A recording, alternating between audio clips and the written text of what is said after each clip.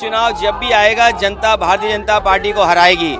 ये अधिकारियों के माध्यम से चुनाव जीतना चाहते हैं।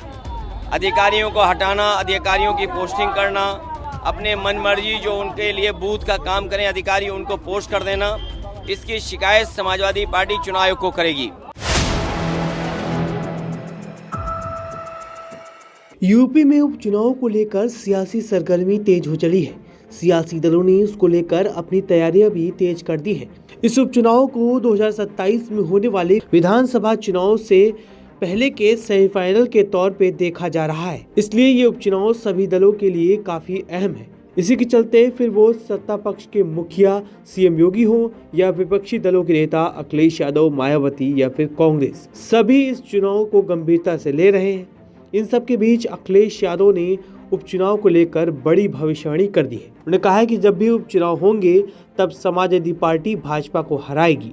इसी के साथ अखिलेश यादव ने कहा कि ये अधिकारियों के माध्यम से चुनाव जीतना चाहते हैं। अधिकारियों को हटाना, अधिकारियों की पोस्टिंग करना, अपने मनमर्जी से जो उनकी पोस्टिंग करना, यह सरकार की ओर से किया जा रहा है। इसकी शिकायत पार्टी चुनाव आयोग से करेगी।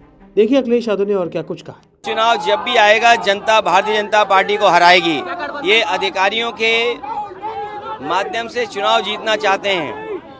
अधिकारियों को हटाना, अधिकारियों की पोस्टिंग करना, अपने मनमर्जी जो उनके लिए बूथ का काम करें अधिकारी उनको पोस्ट कर देना, इसकी शिकायत समाजवादी पार्टी चुनाव आयोग को करेगी।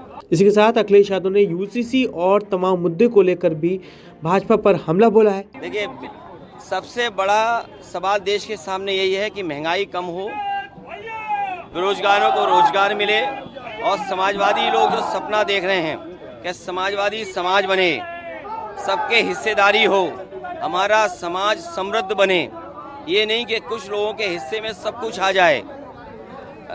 एक प्रोग्रेसिव स्टेट बने। प्रोग्रेसिव कैसे हम योजनाएं लागू कर सकें, लोगों के बीच में प्रॉस्पेरिटी कैसे ला कर सकें, खुशहाली कैसे ला सकें, लोगों के बीच में हम संबंधता कैसे ला सकें, ये बड़ा सवाल है। और हर जाति को उसका अधिकार मिले, उसको सम्मान मिले, ये आज के समय की जरूरत है। सरकारी डॉक्टर मामले को लेकर लगातार डॉक्टर प्रदर्शन कर रहे हैं। देखिए, मैं कोई घटना हो उस पर राजनीति नहीं करनी चाहिए, और घटना पर राजनीति करने का हुनर अगर किसी के पास है तो भारतीय जनता पार्टी के पास है। कोई घटना हो जाएगी, उसका राजनीतिक लाभ और दूसरों को बदनाम करने का अगर टैलेंट किसी के पास है तो भारतीय जनता पार्टी के पास है। कहीं देश में बेटियों के साथ घटना हो, किसी नारी के साथ घटना हो, दुखद है, उसके लिए कार्रवाई होनी चाहिए। और ममता बनर्जी जी खुद मुख्यमंत्री, महिला मुख्यमंत्री हैं, आप उनसे उम्मीद नहीं करोगे कि वो तो करेंगी कार्रवाई, लेकिन भारतीय जनता पार्टी के लोग राजनीति न करें। ये भारतीय जनता पार्टी के लोग हैं और हमने बड़े करीब से देखा है इनके राजनीति करने का ढंग। और उत्तर प्रदेश के हमारे पत्रकार साथियों, आपसे बेहतर कौन जानता होगा, आंख बाद में खुलती होगी, क्या नैरेटिव, क्या कहानी बनानी है, वो आपके पहले ही व्हाट्सएप आ जाती है। और मैं आपसे उस दिन भी थोड़ा इशारा किया था, जिस विभाग से आप चलते हो सबसे ज्यादा करप्शन उसी विभाग में है। ये बात आप भी स्वीकार करते हो मनी मन, लेकिन क्या करें, प्रॉस्पेरिटी लानी है तो कुछ चीजों को नजरअंदाज करते हैं हम और आप लोग भी। मुख्यमंत्री को और दोनों डिप्टी सीएम को जिम्मेदारी मिली है चुनाव जिताने की। ये जो लोग चिल्ला रहे समाप्तवादी समाप्तवादी, इस चुनाव के बाद और 27 में जनता इन्हें समाप्त कर देगी।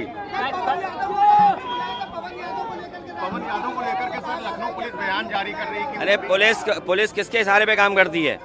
पुलिस जो सरकार है उसके इशारे पे काम कर रही है। पुलिस को न्याय देना चाहिए, ये नहीं भूलना चाहिए। उनके पास सीसीटीवी है, कैमरा है उनके पास, एक एक आदमी को आइडेंटिफाई करें और आइडेंटिफाई कर करके उनके मदर फादर, जिस तरीके से मुख्यमंत्री को इन्होंने लिख करके दिया, सदन में बोला है, उसी तरह सभी दोषियों के माँ बाप के साथ नाम जारी करने चाहिए। जिस गुस्से के साथ वो कह रहे थे बुलेट ट्रेन चलेगी, उनके ऊपर नहीं बुलेट ट्रेन चलेगी।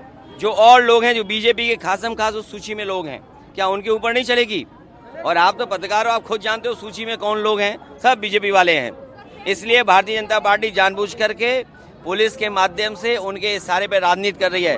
भारतीय जनता पार्टी का मैंने कहा था आपको, इन पे हुनर है, इनके साथ सब संस्थाएं भी हैं जो उन्हीं की बात करती हैं, इसलिए सावधान आपको भी रहना है। गौरतलब है कि लोकसभा चुनाव में भाजपा का प्रदर्शन खराब रहा था, जिसके चलते भाजपा ने उपचुनाव को लेकर रणनीति बनाने में जुटी हुई है। तो वहीं इस उपचुनाव में एक बार फिर से सपा और कांग्रेस मिलकर इंडिया गठबंधन के बैनर के तले चुनाव लड़ सकती है, जो भाजपा के लिए बड़ी मुसीबत खड़ी कर सकती है। तो देखना होगा क्या कुछ होता है। तब तक के लिए बने रहिए 4PM के साथ।